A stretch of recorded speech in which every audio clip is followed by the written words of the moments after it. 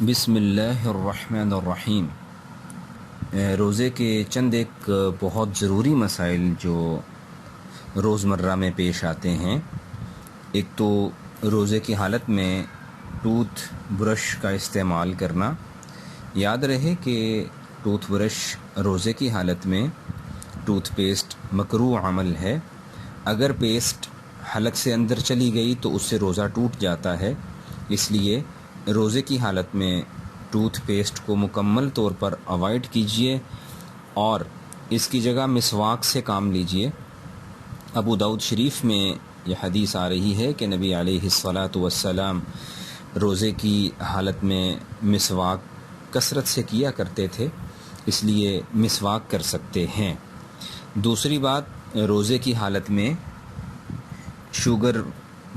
Sugar والے patients کے لیے انسولین کا استعمال جائز ہے۔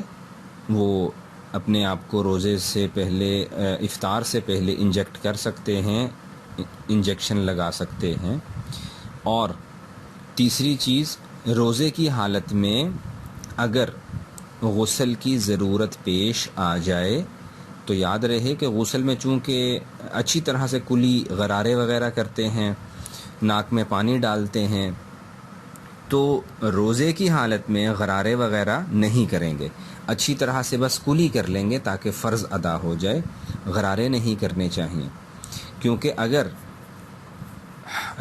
غسل کرتے ہوئے یا وضو کرتے ہوئے کلی کی اور پانی حلق سے اندر چلا گیا تو روزہ ٹوٹ جائے گا، اس لیے بہت احتیاط سے کام لیجیے۔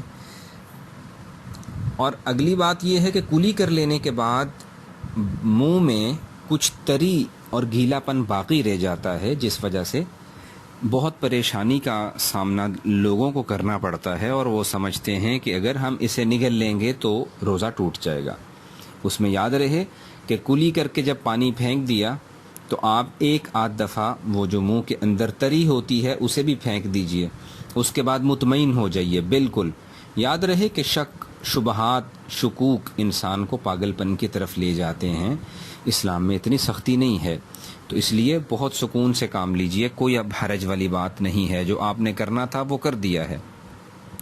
اور اگلا مسئلہ یہ ہے کہ الٹی آنے سے روزہ ٹوٹ جاتا ہے۔ یہ ہر جگہ بہت کامن مسئلہ ہے، بہت زیادہ لوگوں میں پیش آتا ہے، پریشانی ہوتی ہے۔ یاد رہے کہ الٹی آنے سے روزے پر کوئی فرق نہیں پڑتا، جیسا کہ ابو داؤد شریف کی ہی روایت آ رہی ہے کہ الٹی آنے سے روزے پر کوئی فرق نہیں پڑتا، اس سے روزہ نہیں ٹوٹے گا۔ اسی طرح ہمارے ہاں یہ چیز بہت مشہور ہے کہ اگر خون نکل آئے تو روزہ ٹوٹ جاتا ہے۔ یاد رہے کہ خون نکل بھی آئے، اس کا روزے پر کوئی فرق نہیں پڑتا۔ صرف ایک چیز ایسی ہے کہ خون نکلنے سے روزہ ٹوٹ سکتا ہے، ایک شق ایسی ہے، اور وہ کیا ہے کہ جب منہ سے خون نکلے اور حلق سے اندر چلا جائے۔ اب یہ کیسے پتہ چلے گا کہ خون حلق سے اندر گیا ہے یا نہیں گیا؟ اس کے لیے علماء نے فرمایا ہے کہ انسان کو تھوک دینا چاہیے۔ اگر اس کی تھوک میں سفید رنگ غالب ہے تو اس کا روزہ نہیں ٹوٹا، اور اگر اس کی تھوک میں خون زیادہ ہے تو اس کا مطلب ہے کہ خون حلق سے اندر اتر گیا ہے، اس صورت میں روزہ ٹوٹے گا۔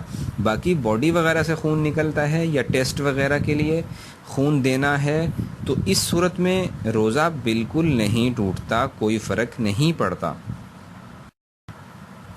اور رمضان مسائل سیریز میں آخری مسئلہ یہ ہے کہ روزے کی حالت میں آنکھ میں دوا ڈالی جا سکتی ہے۔ اگرچہ آنکھ میں دوا ڈالیں تو اس کے اثرات حلق تک پہنچتے ہیں، حلق کڑوا ہو جاتا ہے، لیکن پھر بھی روزے کی حالت میں آنکھ میں دوا ڈال سکتے ہیں، اس میں کوئی حرج والی بات نہیں۔ نبی کریم علیہ السلام روزے کی حالت میں سرما لگایا کرتے تھے، اور سرمے کے ذرات بھی حلق تک پہنچ جاتے ہیں، اس لیے نہ سرما لگانے میں کوئی حرج ہے، نہ دوا ڈالنے میں کوئی حرج ہے۔